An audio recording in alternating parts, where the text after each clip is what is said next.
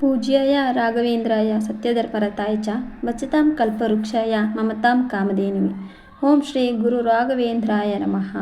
ಎಲ್ಲರಿಗೂ ರಾಯರ ಮಹಿಮೆ ಯೂಟ್ಯೂಬ್ ಚಾನಲ್ಗೆ ಸ್ವಾಗತ. ಹಾಗೆ ಇನ್ನೂ ಚಾನೆಲ್ನ ಸಬ್ಸ್ಕ್ರೈಬ್ ಮಾಡಿಕೊಂಡಿಲ್ಲ ಅಂದರೆ ದಯವಿಟ್ಟು ಸಬ್ಸ್ಕ್ರೈಬ್ ಮಾಡಿಕೊಡಿ. ಜೊತೆಗೆ ಈ ವಿಡಿಯೋಗೆ ಒಂದು ಲೈಕ್ ಮಾಡಿ.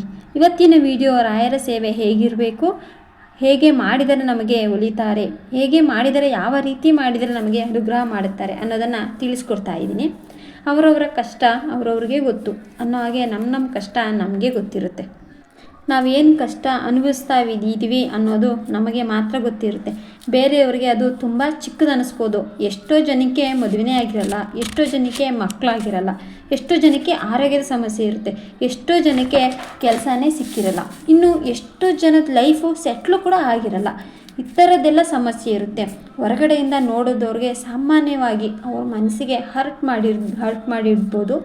ಇನ್ನು ಮದುವೆ ಆಗಿಲ್ಲ, ಇನ್ನೂ ಮಕ್ಕಳಾಗಿಲ್ಲ ಅಂತ ಅವ್ರಿಗೆ ಒಂದು ಪದ ಕೇಳೋದಕ್ಕೆ ಆದರೆ ಆ ಮಾತಿಂದ ಅನ್ನಿಸ್ಕೊಂಡವ್ರಿಗೆ ಎಷ್ಟು ನೋವಾಗುತ್ತೆ ಅಂತ ಅನ್ನಿಸ್ಕೊಂಡವ್ರಿಗೆ ಮಾತ್ರ ಗೊತ್ತಿರುತ್ತೆ. ಇನ್ನು ಎಷ್ಟು ಅಂದ್ರೂ ಇನ್ನೂ ಜಾಬ್ ಸಿಗ್ತಾ ಇಲ್ಲ, ಇನ್ನೂ ಲೈಫ್ ಸೆಟ್ಲ್ ಆಗಿಲ್ಲ, ಆಗೋಕ್ಕೆ ಆಗ್ತಾ ಇಲ್ಲ, ಅದು ಈಗಿನ ಕಾಲದ ಪರಿಸ್ಥಿತಿ ಅಲ್ವಾ. ಅಂಥವರು ಈ ಥರ ಒಂದು ಕಷ್ಟನ ಅನುಭವಿಸ್ತಾ ಇರೋರು ಯಾರ್ಯಾರು ಇದ್ದೀರಾ ಅವರೆಲ್ಲ ರಾಯರ ಮರ ಹೋದರೆ ಒಂದು ಲೈಫಲ್ಲಿ ಶಕ್ತಿ ಅನ್ನೋದು ಸಿಗುತ್ತೆ, ಲೈಫ್ ಕೂಡ ಸೆಟಲ್ ಆಗುತ್ತೆ. ನಾವು ಯಾವ್ಯಾವ ಕಷ್ಟಕ್ಕೆ ನೋವುಗಳನ್ನು ಅನುಭವಿಸ್ತಿರ್ತೀವೋ ಅವರಿಗೆಲ್ಲ ಒಂದು ಪರಿಹಾರ ಅನ್ನೋದು ಸಿಕ್ಕೇ ಸಿಗುತ್ತೆ ಅನ್ನೋ ರೀತಿ ರಾಯರು ಅನುಗ್ರಹವನ್ನು ಮಾಡ್ತಾರೆ. ಕಷ್ಟ ಒಂದು ತಕ್ಷಣ ರಾಯರ ಹತ್ತಿರ ಬಿಟ್ಕೊಡ್ತೀವಿ. ನಾವು ಕಷ್ಟ ಕಾಲದಲ್ಲಿ ಹೇಗೆ ಇರಬೇಕು ಹಾಗೆ ಮಾಡಬೇಕು ಅಂತ ಹೇಳಲಿಕ್ಕೆ ಆಗಲ್ಲ. ಎಮರ್ಜೆನ್ಸಿ ನಮಗೆ ಏನೋ ಪ್ರಿಪ್ರೇಷನ್ ಮಾಡಬೇಕು ಅನ್ನೋದು ನಮಗೆ ಗೊತ್ತಾಗ್ತಾ ಇರಲ್ಲ. ಮತ್ತು ಆ ಲೆವೆಲ್ಗೆ ನಮ್ಮ ಮೆಂಟಲ್ ಸ್ಟೇಟಸ್ ಕೂಡ ರೆಡಿ ಇರಲ್ಲ.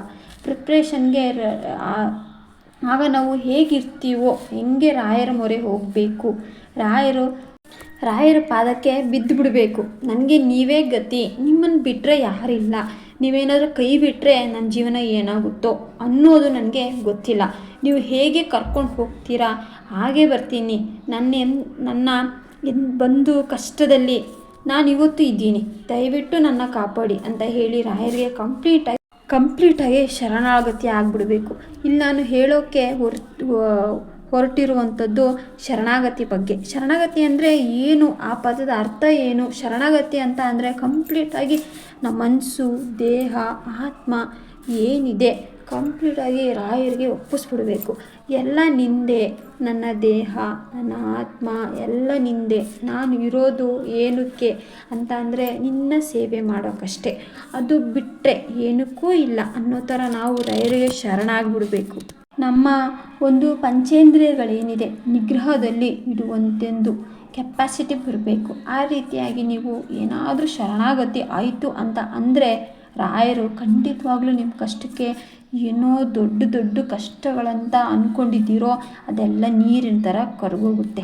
ಉಪವಾಸ ಮಾಡಿದೆ, ವ್ರತ ಮಾಡಿದೆ, ಸೇವೆ ಮಾಡಿದೆ, ರಾಯರು ನನಗೆ ಒಲಿತಾ ಇಲ್ಲ, ನನಗೆ ಮಾತ್ರ ಹಿಂಗೆ ಮಾಡ್ತಾ ಇದ್ದಾರೆ, ಎಲ್ರಿಗೂ ಒಲಿತಾ ಇದ್ದಾರೆ, ಇದೆಲ್ಲ ಹೇಳೋದು ಬಿಟ್ಬಿಟ್ಟು ಯಾಕೆ ಅಂದರೆ ನಮ್ಮಲ್ಲಿ ಇಂಥ ಒಂದು ಶರಣಾಗತಿ ನಾವು ಮಾಡ್ಕೊಂಡಿಲ್ಲ.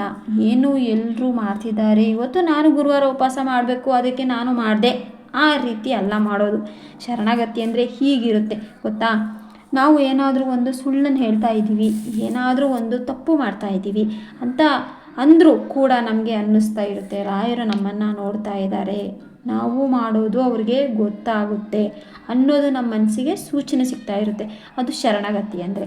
ನಾವು ಯಾವ ಶರಣಾಗತಿ ಹೊಂದಿರ್ತೀವಲ್ಲ ರಾಯರ ಜೊತೆ ಆವಾಗ ಮಾತ್ರ ಅನ್ನಿಸೋದು ನಾವು ತಪ್ಪು ಮಾಡೋಕ್ಕೆ ನಮ್ಮ ಮನಸ್ಸು ಬಿಡಲ್ಲ. ತಪ್ಪು ಹೆಜ್ಜೆ ಇಲ್ಲೂ ಕೂಡ ಇಡೋದಕ್ಕೆ ರಾಯರು ನಮ್ಮ ಮನಸ್ಸನ್ನು ಬಿಡೋದೇ ಇಲ್ಲ. ಸರಿ ದಾರಿಯಲ್ಲೇ ಹೋಗಬೇಕು. ಅದು ಕಷ್ಟ ಆಗಲಿ ಸುಖ ಆಗಲಿ ಏನೇ ಆಗಲಿ ನಾವು ಸತ್ಯದ ಮಾರ್ಗದಲ್ಲಿ ನಿಯತ್ತಾಗಿ ಸರಿ ದಾರಿಯಲ್ಲಿ ಹೋದರೆ ಮಾತ್ರ ರಾಯರು ನಮ್ಮ ಜೊತೆ ಇರ್ತಾರೆ, ನಮಗೆ ಅನುಗ್ರಹ ಮಾಡ್ತಾರೆ. ಸುಮ್ಮನೆ ನಾವು ಕಾಟಾಚಾರಕ್ಕೆ ವ್ರತ ಮಾಡ್ತೀವಿ, ಉಪವಾಸಗಳನ್ನ ಮಾಡ್ತೀವಿ ಅಂತ ಅಂದರೆ ಅದು ಆಗದೇ ಇರೋ ಕೆಲಸ. ಕಂಪ್ಲೀಟಾಗಿ ರಾಯರಿಗೆ ಶರಣಾಗಿ ಆ ಒಂದು ಸೇವೆಗಳು ನೀವು ಏನು ಮಾಡ್ತಾ ಇದ್ದೀರಿ ಸೇವೆಗಳನ್ನು ಮಾಡಿದಾಗ ಮಾತ್ರ ನಿಮ್ಮ ಕಾರ್ಯಗಳು ಫಲಿಸ್ತವೆ. ನಿಮಗೆ ಗೊತ್ತಾ ನಾವು ಈ ಜನ್ಮನ ಯಾಕೆ ತಾಳಿದ್ದೀವಿ ಅಂತ? ಯಾಕೆ ಅಂದರೆ ಈ ಮನುಷ್ಯ ಜನ್ಮ ಬಂದಿದೆ ಅಂತ ನಿಮಗೆ ಗೊತ್ತಾ? ಯಾಕೆ ಅಂತ ಗೊತ್ತಾ? ಏನಕ್ಕೆ ಅಂದರೆ ಎಲ್ಲದಕ್ಕೂ ಕರ್ಮ ಕಳಿಬೇಕು ಅಂತ ಹೇಳ್ತಿರ್ತಾರೆ ಗೊತ್ತಾ. ನಾವು ಹಿಂದಿನ ಜನ್ಮದಲ್ಲಿ ಮನುಷ್ಯರಾಗಿ ಹುಟ್ಟಿದಾಗಿ ಮಾಡಿದಂತಹ ಕರ್ಮಗಳು ಅಂದರೆ ಮೋಸ, ವಂಚನೆ ಈ ಥರದ್ದೆಲ್ಲ ಮಾಡಿರ್ತೀವಿ ಅಲ್ವಾ. ಅದೆಲ್ಲ ನಮ್ಮ ಬುದ್ಧಿಯಲ್ಲಿ ಇದ್ದಾಗ ಮೂಲ ಶಕ್ತಿಯನ್ನು ಸಿಗೋದಿಲ್ಲ. ಆ ಮುಕ್ತಿ ಹೊಂದಬೇಕು. ಏನು ತಪ್ಪುಗಳನ್ನ ಮಾಡಿರ್ತೀವಿ ಅದನ್ನು ಸರಿಪಡಿಸ್ಕೊಳ್ಬೇಕು ಅಂತ ಅಂದರೆ ಈ ಜನ್ಮದಲ್ಲಿ ನೀನು ಬಾ ಮತ್ತೆ ಅಂತ ಮನುಷ್ಯನ ಜನ್ಮನ ಕೊಟ್ಟು ಕಳಿಸಿರ್ತಾನೆ ಆ ಭಗವಂತ. ಆದರೆ ನಾವೆಲ್ಲ ಮಾಡ್ತೀವಿ ಮತ್ತೆ ತಪ್ಪಿನ ಮೇಲೆ ತಪ್ಪು, ಮೋಸದ ಮೇಲೆ ಮೋಸ ಎಲ್ಲ ನಮಗೆ ಗೊತ್ತಾಗದೇ ಇರೋದು ಆಗುತ್ತೆ. ಆದರೆ ಅದು ಒಂದು ಕೈ ತಪ್ಪಿಯಿಂದ ಆಗಿರ್ಬೋದು, ಅದರ ಬಗ್ಗೆ ನಾನು ಮಾತಾಡಲ್ಲ. ನಮಗೆ ಗೊತ್ತಿದ್ದು ಕೆಲವೊಂದು ತಪ್ಪು ಮಾಡ್ತೀವಲ್ಲ, ಅದರ ಬಗ್ಗೆ ಹೇಳ್ತಿದ್ದೀನಿ.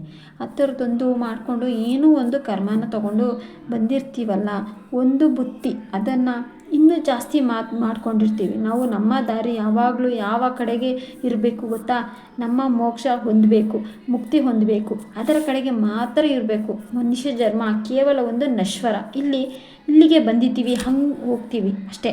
ಒಂದು ಕಡೆ ಟ್ರಿಪ್ ಹೋಗಿದ್ಬಿಟ್ಟು ಬಂದು ನಮ್ಮ ಮನೆಗೆ ವಾಪಸ್ ಬರ್ತೀವಲ್ಲ, ಅದೇ ಥರ ಈ ಮನುಷ್ಯ ಜನ್ಮ. ಟ್ರಿಪ್ಪಿಗೆ ಬಂದಿದ್ದೀವಿ, ಈ ಲೋಕಕ್ಕೆ ಎಷ್ಟು ದಿನ ಈ ಟ್ರಿಪ್ಗೆ ಬಂದಿದ್ದೀವೋ ಅಷ್ಟು ದಿನ ಮುಗಿಸ್ಕೊಂಡು ಆ ಭಗವಂತ ಎಲ್ಲಿಗೆ ಬಂದಿರ್ತಾನೋ ಅಲ್ಲಿಗೆ ಹೋಗ್ತೀವಿ.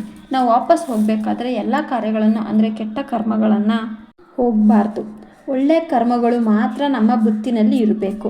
ಅದನ್ನು ತಗೊಂಡು ಹೋದಾಗ ಮಾತ್ರ ಆ ಭಗವಂತ ನೀನು ಹೋಗಿದ್ದಕ್ಕೂ ನಾನು ನಿನ್ನ ಕಳಿಸಿದ್ದಕ್ಕೂ ಸಾರ್ಥಕ ಆಯಿತು, ಇವಾಗ ನಿನಗೆ ಮುಕ್ತಿ ಕೊಡ್ತಾ ಇದ್ದೀನಿ ಅಂತ ಹೇಳಿ ಮುಕ್ತಿ ಕೊಡ್ತಾರೆ. ಅದನ್ನು ಬಿಟ್ಟು ನಾವು ತಪ್ಪು ಮೇಲೆ ತಪ್ಪು ಮಾಡಿಕೊಂಡು ಇದೇ ಥರ ಇರ್ತೀವಿ ಅಂತ ಅಂದರೆ ನೀನು ಮತ್ತೆ ವಾಪಸ್ ಟ್ರಿಪ್ಗೆ ನೀನು ವಾಪಸ್ ನೀನು ಅಂತ ಸರಿ ಹೋಗಿಲ್ಲ. ನೀನು ನಿನ್ನ ಬುದ್ಧಿ ಜಾಸ್ತಿ ಮಾಡ್ಕೊಬಂದಿದೀಯಾ, ಈಗ ನೀನು ಹೋಗಿಬಿಟ್ಟು ಇದನ್ನೆಲ್ಲ ಕಡಿಮೆ ಮಾಡ್ಕೊಬಾ ಅಂತ ಮತ್ತೆ ಕಳಿಸ್ತಾರೆ ಇನ್ನೊಂದು ಜನ್ಮದಲ್ಲಿ.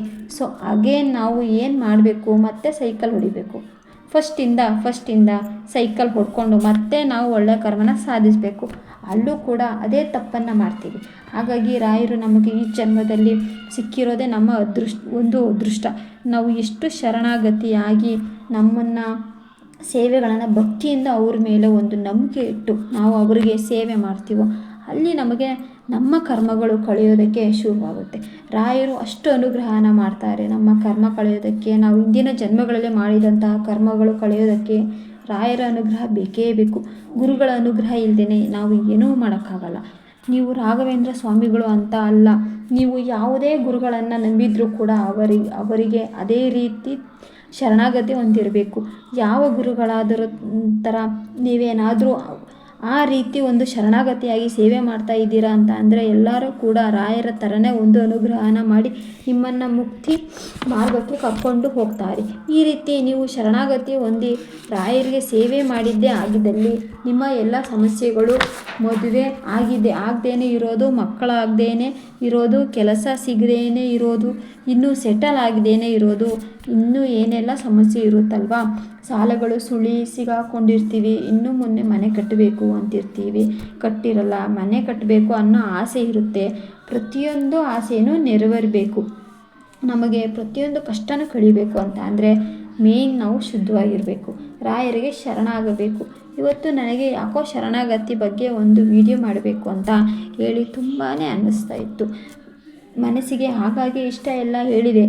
ಇದರಿಂದ ಯಾರಿಗಾದರೂ ಸ್ವಲ್ಪನಾದರೂ ಉಪಯೋಗ ಆಗಿ ಒಬ್ಬರಾದರೂ ಮನ ಪರಿವರ್ತನೆ ಮಾಡಿಕೊಂಡ್ರೆ ನನಗೆ ಹೇಳಿದ್ದಕ್ಕೂ ಒಂದು ವಿಡಿಯೋ ಮಾಡಿದ್ದಕ್ಕೂ ಸಾರ್ಥಕ ಆಗುತ್ತೆ. ಪ್ರಪಂಚದಲ್ಲಿ ಎಲ್ಲರೂ ಕೂಡ ಒಂದೇ ರೀತಿ ಒಳ್ಳೆಯ ಮಾರ್ಗದಲ್ಲಿ ಹೋದರೆ ಎಷ್ಟೊಂದು ಈಗ ಚಿಕ್ಕ ಮಕ್ಕಳೆಲ್ಲ ಏನೇನೋ ಕೆಲಸಗಳು ನೋಡ್ತಾ ಇದ್ದೀವಿ, ಅಂಥದ್ರೆಲ್ಲ ತಪ್ಪುತ್ತೆ. ಒಂದು ರಾಮರಾಜ್ಯ ಸೃಷ್ಟಿ ಆಗೋದರಲ್ಲಿ ನಾವು ಕಾಯ್ತಾ ಇದ್ದೀವಲ್ಲ, ಒಂದು ರಾಮರಾಜ್ಯ ಬೇಕು ನಮಗೆ ಅಂತ, ಅದು ಗತಿ ಬೇಗನೆ ನಮಗೆ ಸಿಕ್ಕಿಬಿಡುತ್ತೆ. ಇವತ್ತಿನ ಹಿಂದೆಲ್ಲ ಎಲ್ಲರೂ ಕೂಡ ಮನಸ್ಸು ಮಾಡಿ ಯಾರ್ಯಾರೆಲ್ಲ ವಿಡಿಯೋ ನೋಡ್ತಾ ಇದ್ದೀರೋ ಈ ವಿಡಿಯೋ ಆದ ಮೇಲೆ ನಾವು ಇನ್ನು ಸತ್ಯನಿಷ್ಠೆಯಿಂದ ಜೀವನ ಮಾಡ್ತೀವಿ, ಶರಣಾಗತಿ ಆಗ್ತೀವಿ ರಾಯರಿಗೆ ಅನ್ನೋದನ್ನು ನಿಮ್ಮ ಮನಸ್ಸಲ್ಲೇ ಒಂದು ಗಟ್ಟಿ ನಿರ್ಧಾರನ ಮಾಡಿಕೊಂಡು ಇವತ್ತಿಂದ ಬದಲಾವಣೆ ಶುರುವಾಯಿತು ಅಂತಲೇ ಅಂದ್ಕೊಳ್ಳಿ. ಇವತ್ತು ನಾನು ತುಂಬಾ ಹೇಳಿಬಿಟ್ಟೆ ಅಂತ ಅನ್ನಿಸ್ತಿದೆ. ದಯವಿಟ್ಟು ಯಾರೂ ತಪ್ಪಾಗಿ ತಿಳ್ಕೊಬಾರ್ದು. ಇದರಿಂದ ನಿಮ್ಮ ಬದಲಾವಣೆ ತುಂಬಾ ಮುಖ್ಯ. ಅಷ್ಟೇ. ಈ ವಿಡಿಯೋ ಎಲ್ಲರಿಗೂ ಇಷ್ಟ ಆಗಿದ್ದರೆ ಒಂದು ಲೈಕ್ ಮಾಡಿ, ಹಾಗೆ ನಿಮ್ಮ ಫ್ರೆಂಡ್ಸ್ ಮತ್ತು ಫ್ಯಾಮಿಲಿ ಜೊತೆನೂ ಕೂಡ ಶೇರ್ ಮಾಡಿಕೊಳ್ಳಿ. ಜೊತೆಗೆ ಸಬ್ಸ್ಕ್ರೈಬ್ ಮಾಡ್ಕೊಂಡಿಲ್ಲ ಅಂತ ಅಂದರೆ ಸಬ್ಸ್ಕ್ರೈಬ್ ಮಾಡ್ಕೊಳ್ಳೋದಂತ ಮರಿಬೇಡಿ. ನಾನು ಮತ್ತೆ ಮುಂದಿನ ವಿಡಿಯೋದಲ್ಲಿ ಸಿಗ್ತೀನಿ. ಹಾಗೆ ನಾಳೆ ಗುರುವಾರ ರಾಯರ ಚರಿತ್ರೆಯದು 2ನೇ ಭಾಗ ಬರ್ತಾ ಇದೆ. ದಯವಿಟ್ಟು ನೋಡೋದನ್ನು ಮರೆಯೋಕ್ಕೆ ಹೋಗಬೇಡಿ. ನಾನು ಮತ್ತೆ ಸಿಗ್ತೀನಿ. ಧನ್ಯವಾದಗಳು. ಓಂ ಶ್ರೀ ಗುರು ರಾಘವೇಂದ್ರಾಯ ನಮಃ.